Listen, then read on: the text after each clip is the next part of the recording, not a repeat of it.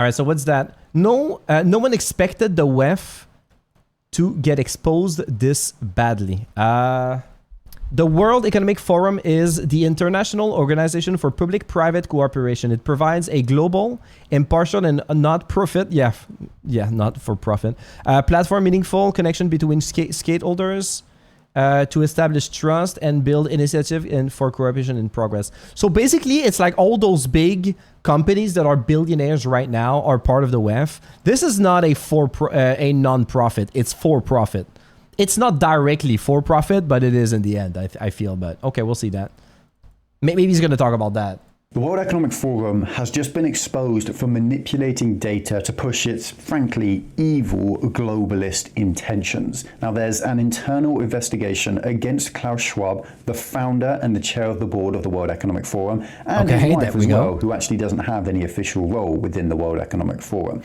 There are loads and loads of allegations here. There are leaked emails and communications, and in this video, I'm going to break down absolutely everything for you. I'm going to expose exactly what's happened, and I'm going to explain how the World Economic Forum is using its influence to promote globalism, to destroy countries' sovereignty, and to fight directly against democracy. Now, this all really... Ouch! Okay? I mean, that's serious. It starts with very something called serious. the World Economic Forum's Global Competitiveness Report. It used to be released every single year, but it stopped in 2020, and it was supposedly a better measure of a country's economy because it doesn't just look at things like GDP. There are a load of different characteristics. Actually, there's 12 of them. Institutions, infrastructure, macroeconomic framework, healthcare and education, higher education and job training, efficient goods markets, efficient labor markets, financial markets, utilization of technology, market size, production of goods, and innovation. Now that seems fair. All of those points seem understandable. And the idea behind this report is that different parts would be weighted differently depending on how well developed a country is. For instance, if you are a poor third world country, well, strong infrastructure and strong institutions are incredibly important to economic growth. And if you don't have them, you're pretty much destined to remain a poor country, like we see with countries like the Democratic People's Republic of Congo. Whereas if you're looking at... I think one of the problems that these countries have is that they live so miserably in their... because they're poor, because they don't have the infrastructure, like he says, they're underdeveloped, they don't have the education that they need. But what we do after that is that we go in these countries and we're taking all the capable men and women. We're like, okay, you're able to work, you have a degree, you go to school, you're able to write, to read, right? You're in health, and we're taking these and we're bringing it back to our country, right? Because that's also what they want, because they want to live in Canada, they want to live in the United States, because they're sold that dream that they're going to live, they're actually going to have a chance at being rich. And it's kind of is true. But because you're removing these people that are capable from their country, now they're only left with the sick, they're left with the young children's, they're left with the people that are not educated.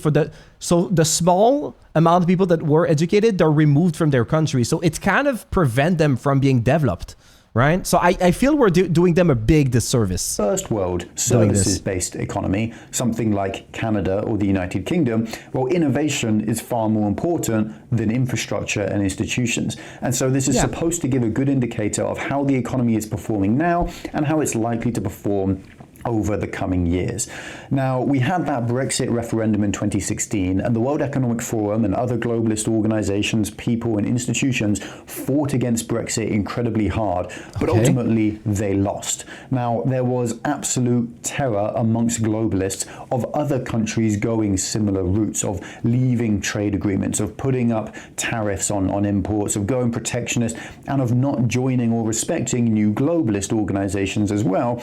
And so this massive scandal starts off by the World Economic Forum making a conscious decision to manipulate data to make the UK seem like it's as bad as possible or even worse, purely because of Brexit. Now, what we see here is that in the 2017 Global Competitiveness Report, it had the UK listed at number 7 in the world, and the 2017 report had the UK listed at number 4 in the world according to the data.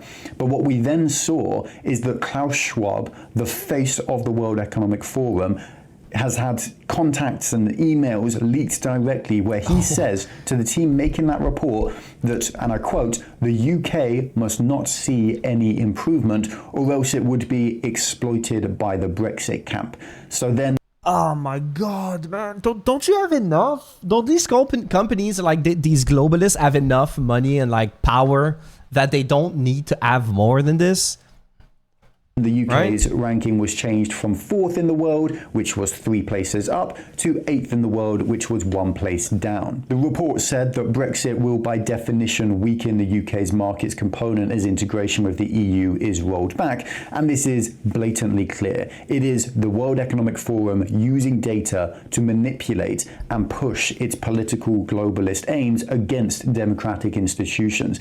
These ratings actually went on to guide Prime Minister... So basically they're going for world domination at this point. they're just fighting everyone. Theresa May's policy objectives regarding Brexit going forward and how she wanted a very, very soft Brexit. We've also seen them manipulate other data as well, again with this global competitiveness report, in this case with India. Basically, the WEF was trying to get India and its Prime Minister Modi to join the WEF for the next year, and so they manipulated the data to show India doing better than it actually was. In 2018, India was ranked 39th in the world, and in 2019, the real true data showed that India was downgraded by 20 places to 59th in the world. That's huge. The World Economic Forum manipulated that report to show India at 40 places, only 1 down, and the quote from Klaus Schwab was very, very simple. We must protect our relationship with India before Davos 2019. The scandal doesn't just stop there, though, because the next thing is that Klaus Schwab has essentially... This is like the proof that you cannot lie to people eternally. Like you cannot just hope that they're just not going to see through your lies at some point. So these guys were like, yeah, we have to do this until 2019 because they're going to ditch us. They're going to know that we lied to them. Oh my God. Embezzling funds. And you know what's worst is that these people probably have so much power that everything they did wrong will not matter. Nobody will do anything about it because they're too powerful. And committing fraud on a massive scale with the WEF. The accusations are that he treated the World Economic Forum like his fiefdom, which is extremely ironic considering his desire to return the world to practically serfs, which he can rule above without having to worry about democracy.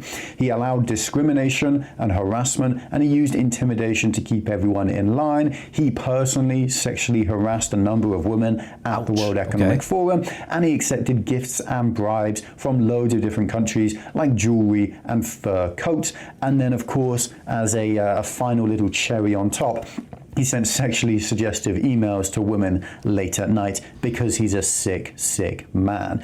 What the hell? This video is gold. It gives so much information about them. It's been going on for a while. Oh yeah, for sure. Probably years and maybe tens of years. I don't know when it was made, the WEF, but I'm sure it's been a while.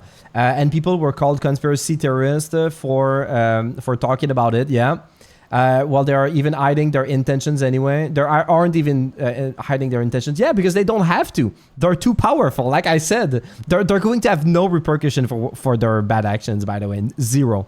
They have books and information on their own website. COVID was my wake-up call, red pill moment. Yeah. January 24, 1971. Yeah, that's been a while already. The date the WEF was founded. Okay. Yeah, for me, COVID was also a wake-up call for, like, the media can tell you whatever they want and the population will just gobble it up. They're just going to... For me, COVID was a wake-up call because, like, you saw on the news, like, 10,000 people are infected today. 15,000 people are infected today. And like they were trying to make you scared to control the population better. And I think they did manage to do that worldwide. Like I'm not even just talking about myself and like in Canada. I mean the US, Canada, China, probably more China than everybody else, but probably Japan, anyone in Europe countries and shit like that. The good old days. Oh my God, dude. Yeah, COVID is going to stay with us for a long time. We're going to be like 80 years old talking about that if we make it to 80, of course. But yeah, that was a big wake-up call. These big companies will stop at nothing to make more money. Nothing. It doesn't stop there. He was using WEF funds for his personal life and his wife's personal life as well. And this is basically a tax-exempt charitable organization. So he's using that status to avoid paying taxes and then stealing money from that institution. $1 million has been identified in purely personal expenses for Klaus Schwab that was paid for by the WEF. Things like flying on private jets and paying for hotels and holidays. And some of these expenses weren't even related to Klaus Schwab at all, but purely for his wife. Obviously, like this is like every CEO in the goddamn world. Fucking like all the biggest CEOs, like, oh yeah, I paid some big hotels. I'm paid $0, but I'm literally living on billions. Yeah, the fear of mongering and the vaccine push. Yeah, I mean, I don't think personally the vaccine was bad, but I think it was pushed. So the vaccine would be financed by the government, and the companies making the vaccine would make billions, like guaranteed. Like if you make the population scared of the COVID, they will pay for the vaccine. They will get the vaccine. So they will get like basically guaranteed millions of dollars for making the product, right? Also, when I watched a video of police breakdown into arrest people in their own home for being together to celebrate Christmas, I know someone that actually was arrested, by the way. That makes me sick to see it today. It almost felt like normal back then because all the gaslighting and manipulation they did trying to normalize all of this, yeah. Even the world's natural immunity was being censored. It tells a lot, yeah. I think they could just never mention COVID and the world would just keep going on like nothing happened. Probably, yeah. I mean, it was really viral, though. Like, it really was. I don't think that was a complete lie. It was a partial truth. But yes, you're right that if they would have said nothing, we probably would have been sick for about a year. And then COVID would have been, like, drastically beat down. And it would have probably been fine after that. But I think that year would have been pretty awful. Like, you would have been sick yourself every 3 months. Basically, like, for a full year. It would have been nonstop because everybody around you would have the virus. I think that was actually the case. It was really viral. No role within the WEF at all. This is, to a great degree as well, actually taxpayer money. USAID gave $86 million to the WEF, money non-profit, which was then siphoned off from this phony, fraudulent organization into the pockets of a frankly evil globalist. The thing is that with non-profit, what I really don't like about non-profit is that the non-profit can take your money and then spend it for their cause to their friends. So like basically they're paying the companies of their friends to do the thing that they're supposed to do, but they can overpay, right? They can overpay. Sometimes they might even have maybe that company that they're paying to is their own. So like they're literally giving money to their own company. So it's, yes, they're non-profit for that specific instance, but they're still making profit out of it in some kind of way, which it does not come back to being non-profit. So yeah, these guys are just, I think I freaking hate non-profit for that reason. What we see with this is that there has been a massive cloud shone over all other World Economic Forum actions, and this institution, it's now clear as day, cannot be trusted at all. In particular, a load of British politicians have come out massively opposing this. Priti Patel, a Tory shadow foreign secretary who used to be part of the cabinet, commented, "For such a senior figure in geopolitical affairs to have conspired and manipulated information against Brexit and the democratic outcome of a political process is a stain on the reputation of the WEF and those who are part of that forum, and it is thoroughly unacceptable." Another Conservative MP said the WEF had built its reputation on geopolitical thought leadership, but has now been exposed for its own anti-democratic practices. Nigel Farage said every conspiracy theory about Klaus Schwab now turns out to be true. He is a dangerous globalist manipulator. Yeah, definitely. Richard Tice, another member of Reform, said no surprise, the globalist WEF appears to have distorted facts to prevent sovereignty and independence being seen as a good thing. They were a dreadful organization that Reform will have nothing to do with. This goes on and on from the right, but notably the left wing is completely silent. No comments from Jeremy Corbyn, no comments from Keir Starmer, no comments from Rachel Reeves, these massive figures on the left, even though it's clear this globalist organization is actively trying to destroy the democratic institutions institutions of the United Kingdom. Now, a lot of like people will look at this and think, what's the big deal? They're not going to stop. It doesn't matter. It doesn't matter if they cut. They're too powerful to be stopped. So they're just going to keep going. Whatever they're doing right now, they're going to keep going. What power does the WEF really have? But the reality is, they advise governments on policy all over the world. They maintain the Overton window regarding global media, stating what it is acceptable to have debate and discussion regarding. They've been pushing the green agenda, a ridiculous degree, at the World Economic Forum, and ever since then, governments have been pushing their green agenda at home.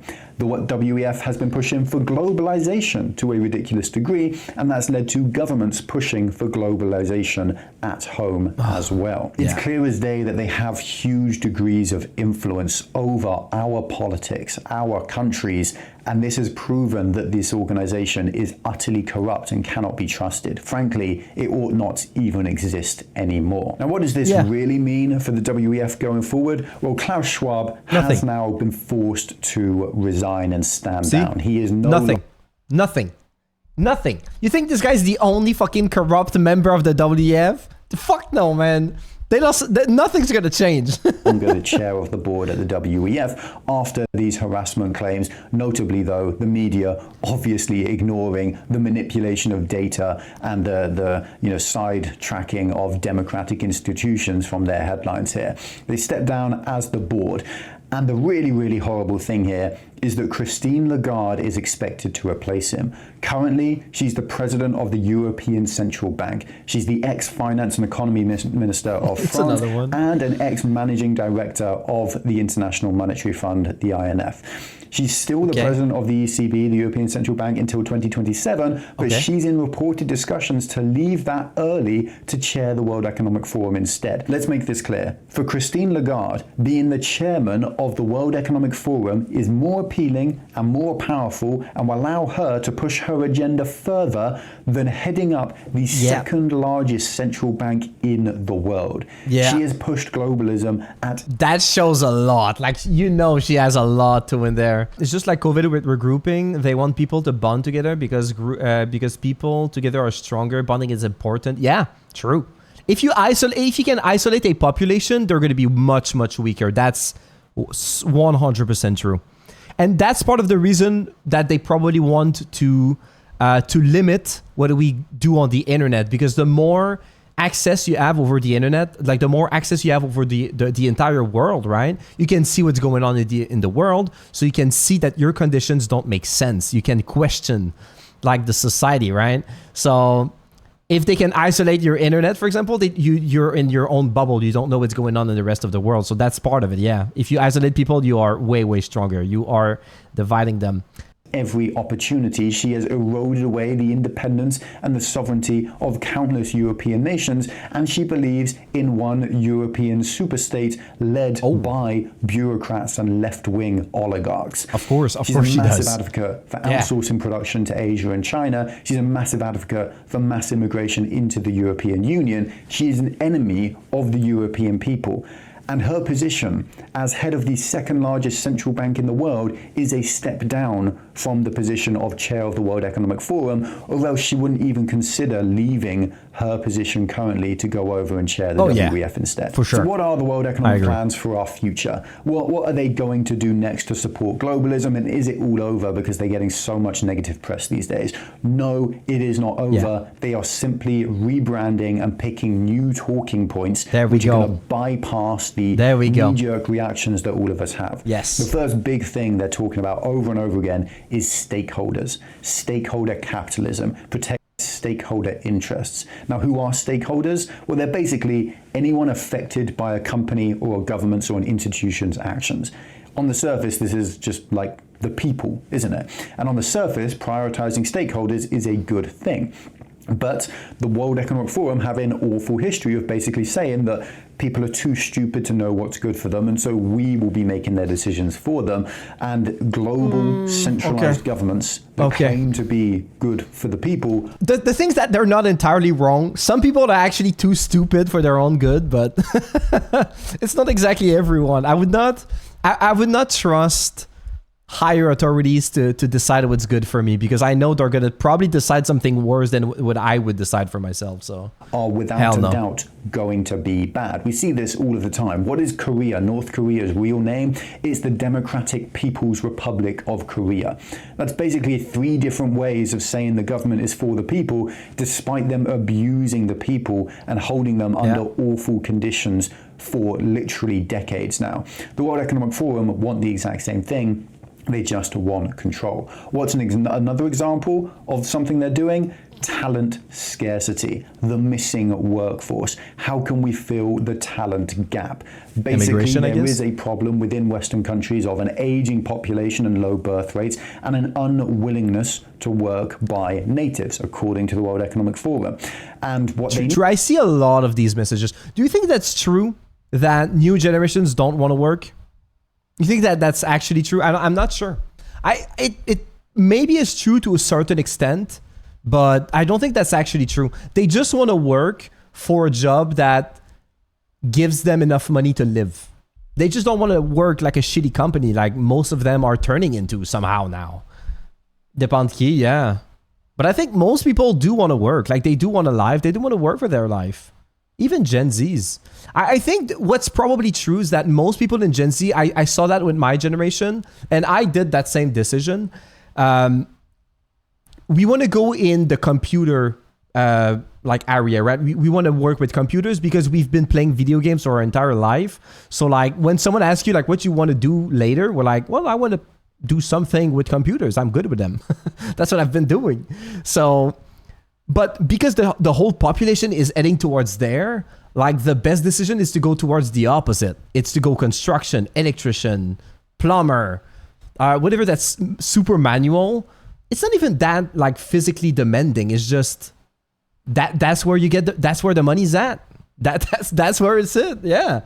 That's where it's at. I mean, it's never too late. Like I could do that. I'm not an old fart, but I mean, I am working to become a streamer too. So there's that. But if I ever have to do a career change, I'm probably going to try to find something in that sector, like manual labor. I don't know what I would choose, but something like that. Need, according to them, are talented, valuable people with skills. Skilled migration solves this. That's the entire basis of what the World Economic... Sorry for pausing the video again. That's exactly what I was talking at the start of the video.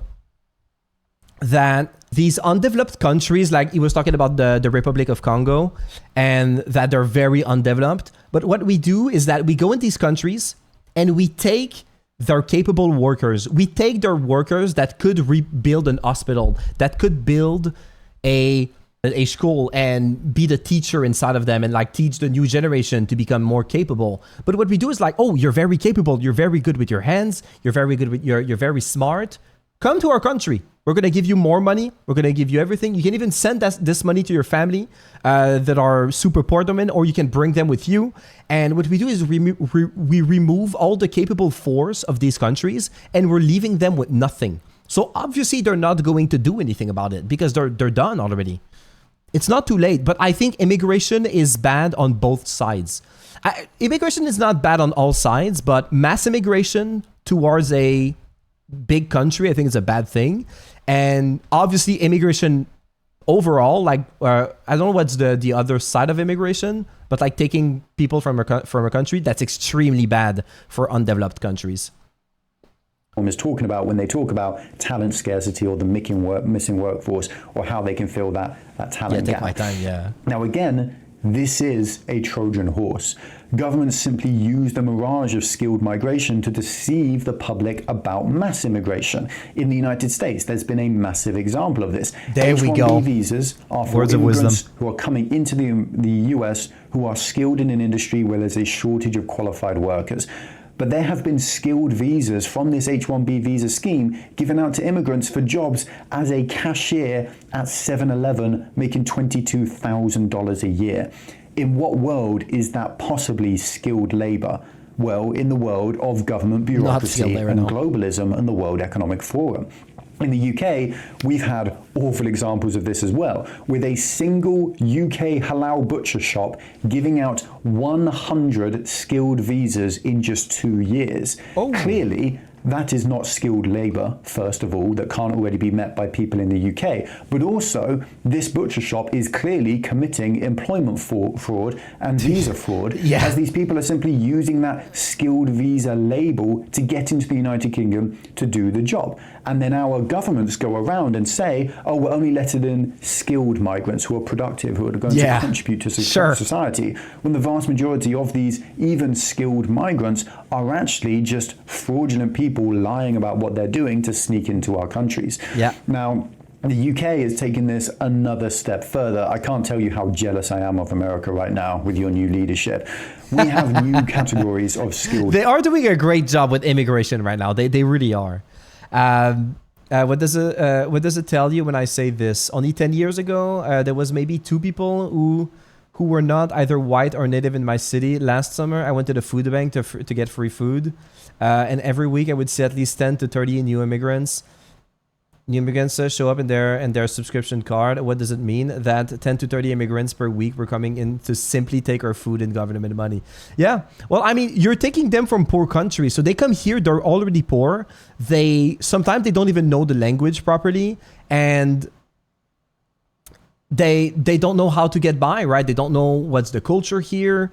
They have a really hard time fitting in. So they have a really hard time keeping a job. Sometimes they don't even want to work, right? They just realize that it's not everything they wanted. So they just, make Quebec great again. Yeah. But I really just think that that's what I said, right? Mass immigration is bad for a country because you cannot control who's coming in. So people are just coming in and it's just a big culture shock for them. And you're not making sure they're fitting into society, right? So, then why do we take them then? Because I think the real reason for immigration, there's 2 reasons. The first one, it's a band-aid on economic failure.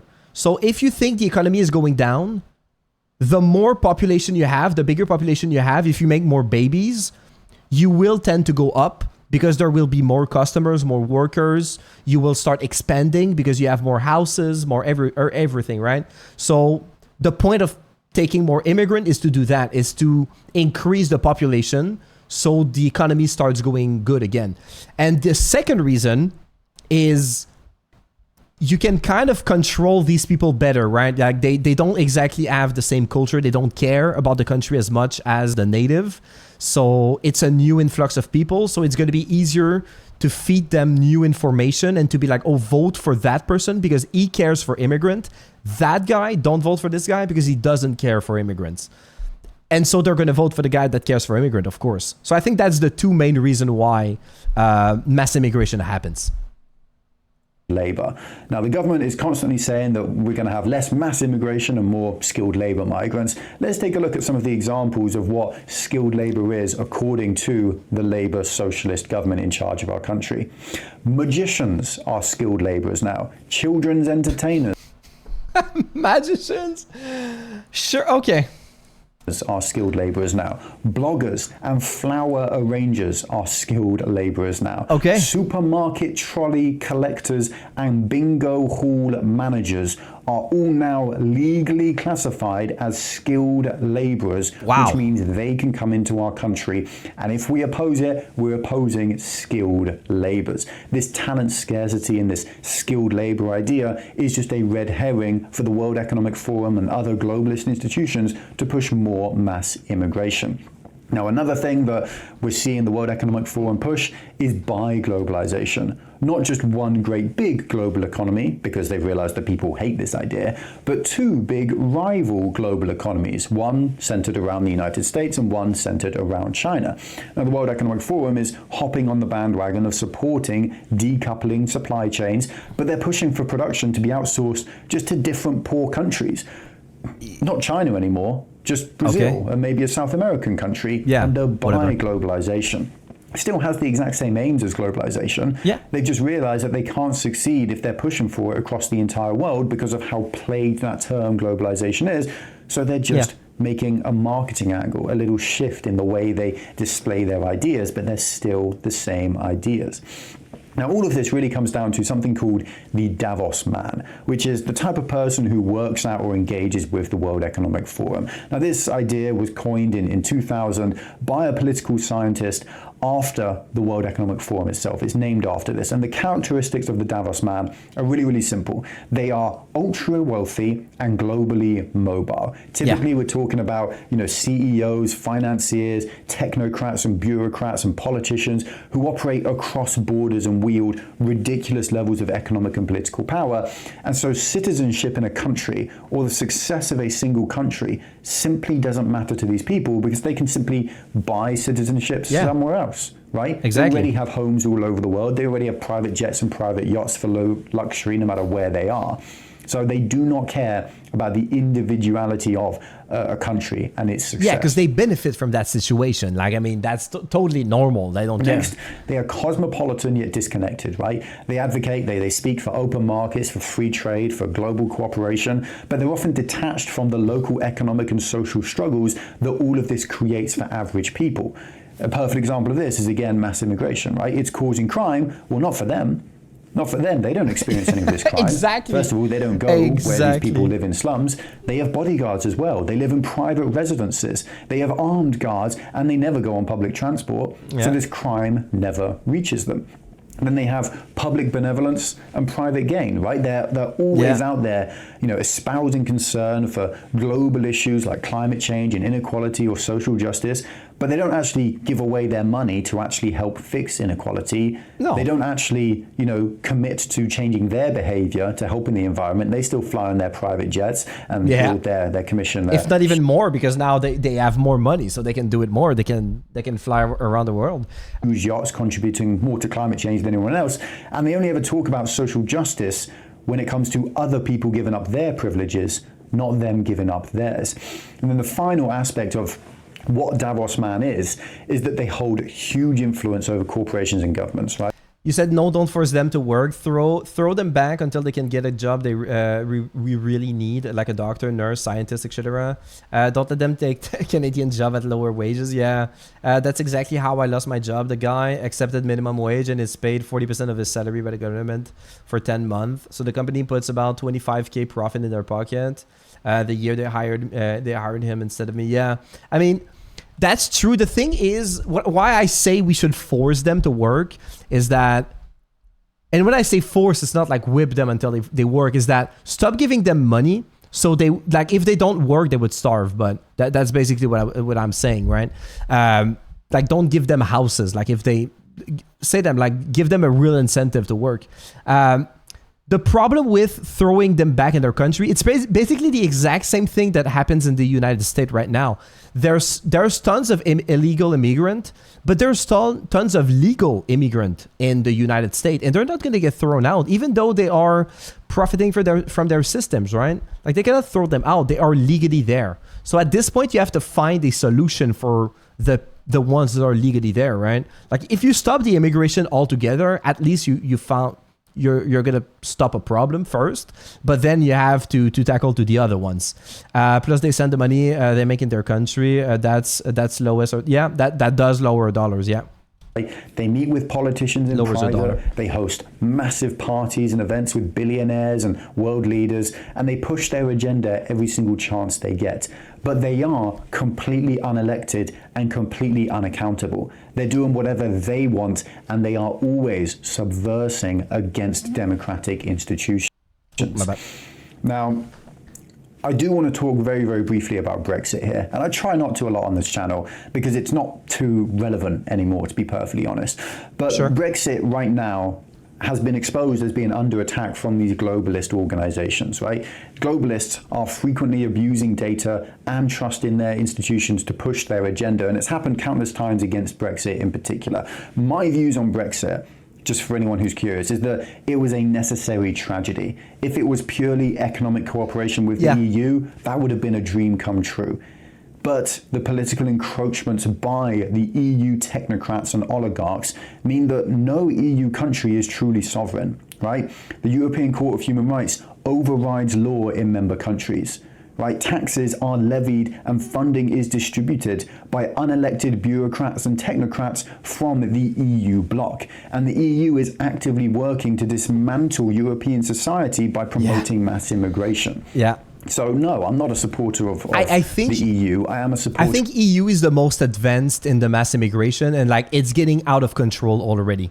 And it's going to get worse. But it's more in a sad reality state, because the people of Europe are wonderful. The people of Europe we have a huge amount in common with.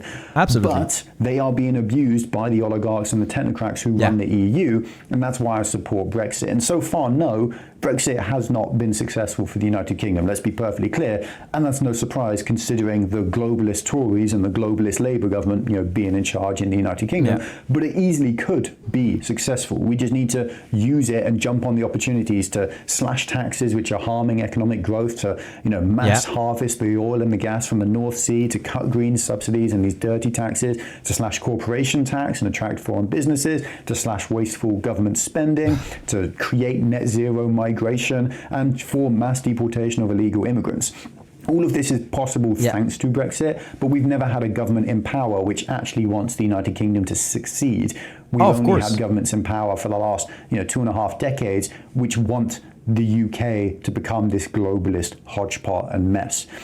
The World Economic Forum is clearly out there manipulating data to push public opinion against things which they oppose. Right? Christine Lagarde, the president of the European Central Bank, is more than likely going to become the chair of the board of the World Economic Forum. Yeah. And the evidence really does, in my opinion, prove that Brexit is necessary. These two organizations are in cahoots, the EU and the WEF. The EU is an evil globalist organization run by people desperate to destroy borders, to destroy society, to destroy European culture, to destroy those countries, and to control everything in its stead.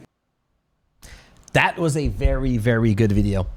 Very good video. Like you said, very informative. I'm going to link into the chat. If you guys want to give him a sub, if you want to give him a like,